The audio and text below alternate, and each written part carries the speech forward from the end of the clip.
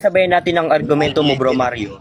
Oo. Dahil sa kinot ni Kristo, yung nasa ginamit ni Moses sa Deuteronomy 6:16 na ang tinutokso kamo doon ay ang Diyos. At sa Mateo 4:7 binago na.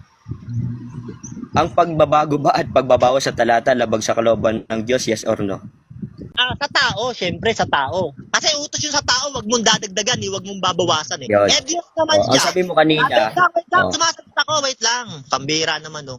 Sa tao, bawal yon. Pero sa Diyos, hindi bawal yon. Sabi ng Diyos, Isaya, ako'y gagawa, sinong pipigil? Siya may utos nun eh. Meron nga siyang utos, binago niya eh. Dati sa kautusan ni Moises, huwag kang mangangalo niya.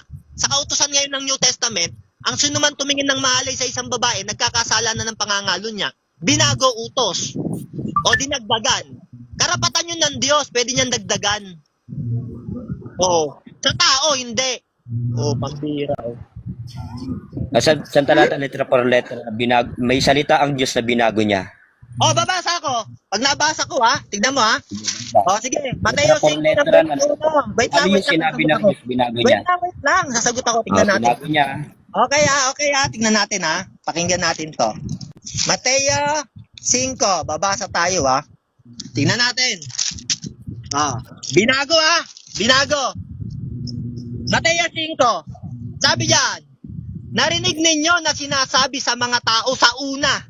Merong mga sinasabi sa tao sa una. Narinig ninyo, huwag kang papatay.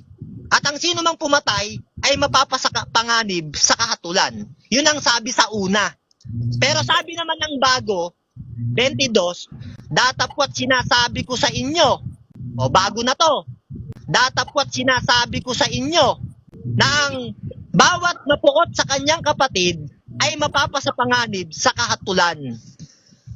At ang sino mang magsabi sa kanyang kapatid Raka ay mapapasapanganib sa Sinadrin. At ang sino mang magsabi ulul ka ay mapapasapanganib sa impyerno ng apoy. Dinagdagan, di ba? Yung sinasabi ng una, huwag kang papatay. Ngunit sinasabi ko sa inyo, dinagdagan. Pwedeng dagdagan ng Diyos. Karapatan niya yun eh. Ang inutusan na huwag magdadagdag yung tao. Deuteronomio 12:32. Yeah. Pakinggan mo. Kung anumang bagay ang iniutos ko sa inyo, ay siya niyong isasagawa, ni huwag niyong dadagdagan, ni huwag niyong babawasan. Utos yun sa tao. Pero ang Diyos, may karapatan magdagdag ng utos. Diyos siya eh. Kuya. Ang gagawa, sinong pipigil? Isaiah 55:13. Yan ang di nyo alam eh. Kuya, hindi pagdaragdag yon, pagpapaigting ng kautusan. Pagpapaigting, hindi yung pagdaragdag. Walang pagdaragdag yun, pagpapaigting. Ibig sabihin, lalong pinabisa